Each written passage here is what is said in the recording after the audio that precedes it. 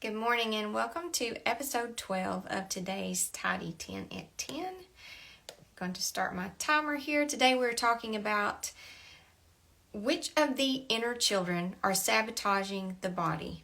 If you are wanting to lose weight, if you're wanting to make any kind of change, wanting to make any kind of new habits, new positive, healthy habits in your life, you will not be able to do that successfully and long-term and consistently until you get those 5 inner children on board. And we've been talking all about how to do that, and that is by seeing exactly what their emotional needs are and learning how to meet those within yourself. So if you're in this boat of wanting to lose weight or wanting to change your body, we have to start looking at which of the inner children are in the most fear, which one is sabotaging our efforts.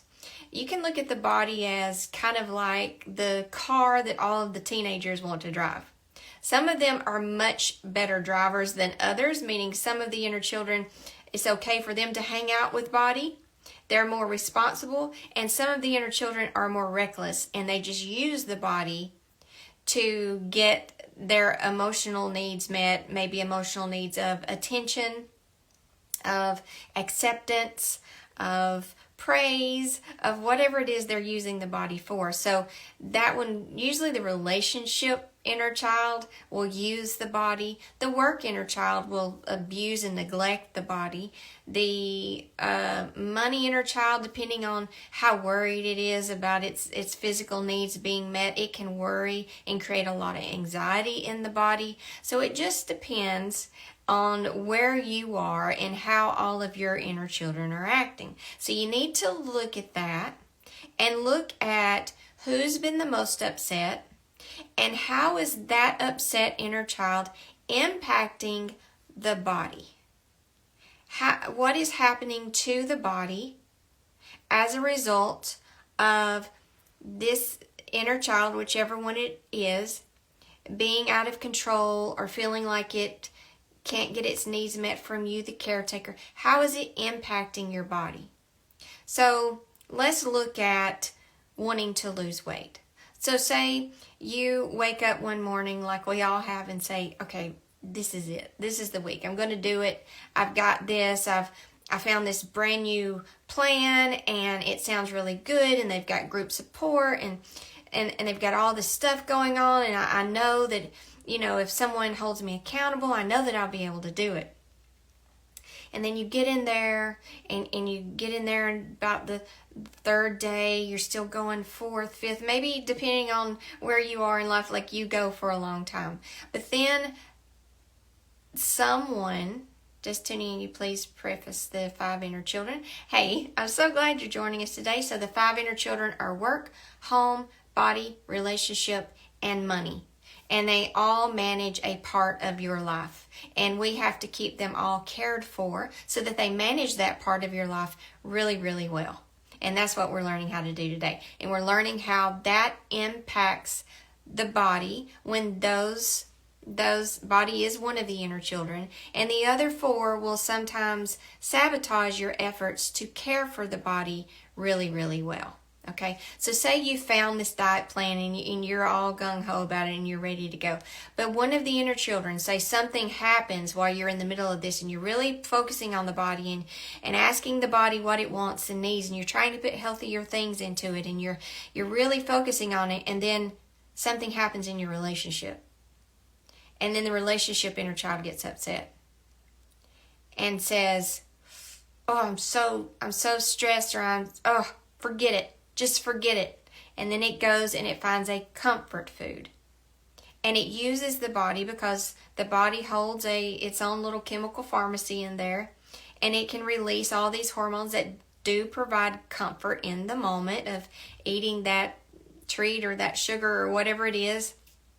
And you feel better for just a few minutes.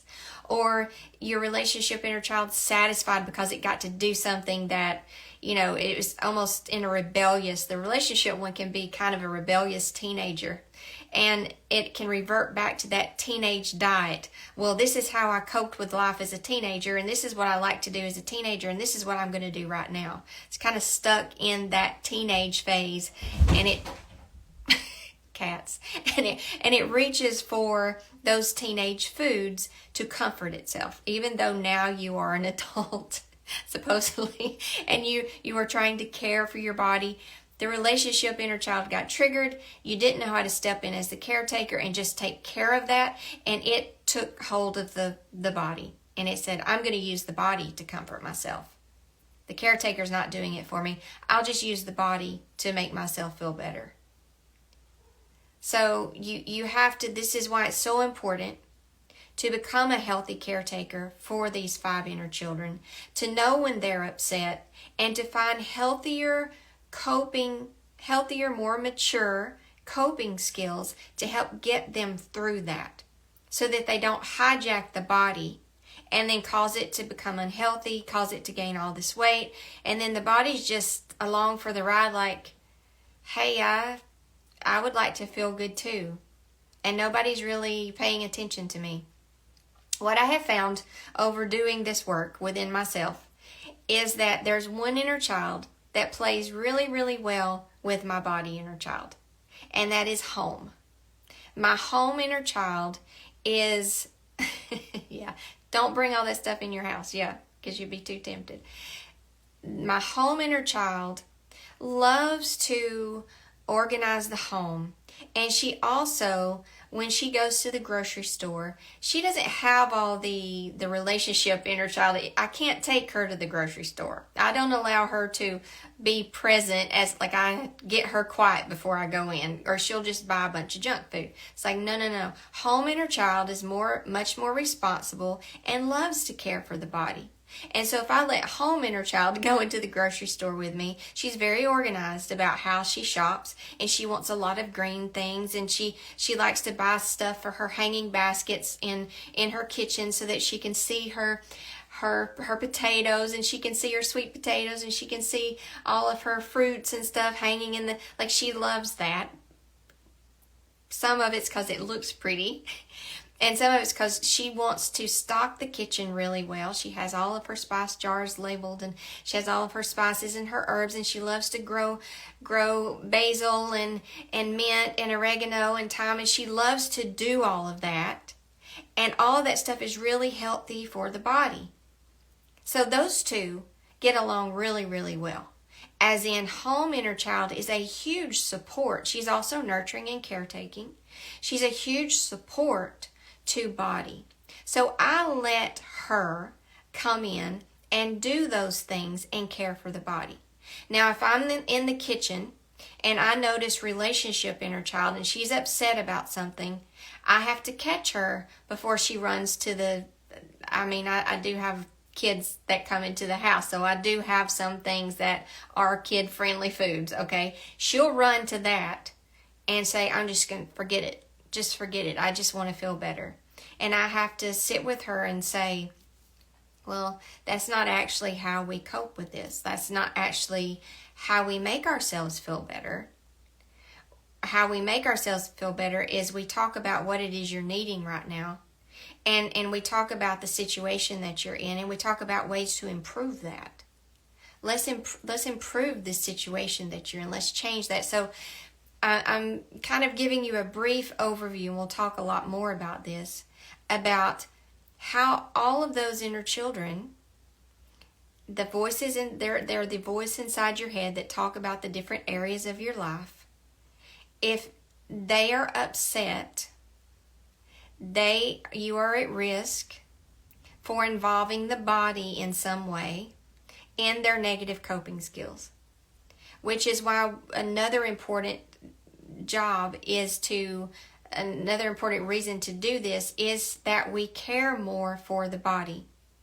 And we're not allowing one of the inner children to create all this anxiety and all this stress and all of this tension and all this, upset and cause all the adrenaline to be running all the time through the body and stir up all these hormones that don't allow the body to relax and hold all this tension and get all the hormones out of whack.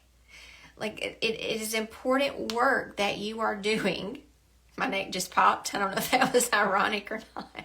I hold a lot of, my relationship inner child causes me to hold a lot of tension in my neck and shoulders. So I have to really work with her on having her relaxed. And when she is relaxed, she allows my body then to let go and to relax. So they all can impact the body on so many different levels and store so much emotional pain in that body. And also have that teenage mentality and grab those very unhealthy foods. So it's important to know first, if you're wanting to lose weight, who's your major sabotager? Who's the one that says, I'm not going to say the bad word, but F it. Just F it. I'm just going to eat it anyway. Forget it. It's not worth it. Like, it's not working anyway. It's taking too long. I'm not noticing any changes. Just never mind. Who is it? Whose voice? Which inner child is saying that? Good morning, Kelly. Which inner child is saying that?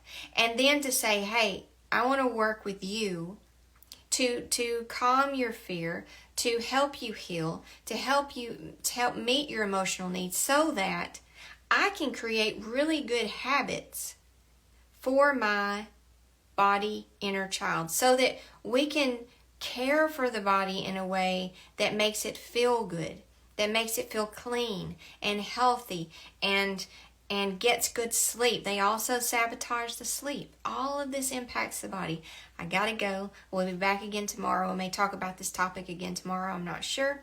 But thank you for watching. And remember to watch the other videos, the hooponopono cleaning videos, and the real love conversations, because those are working on every level of the mind. And if we're wanting to create a good change, we want to work on each level of the mind. See y'all tomorrow. Bye.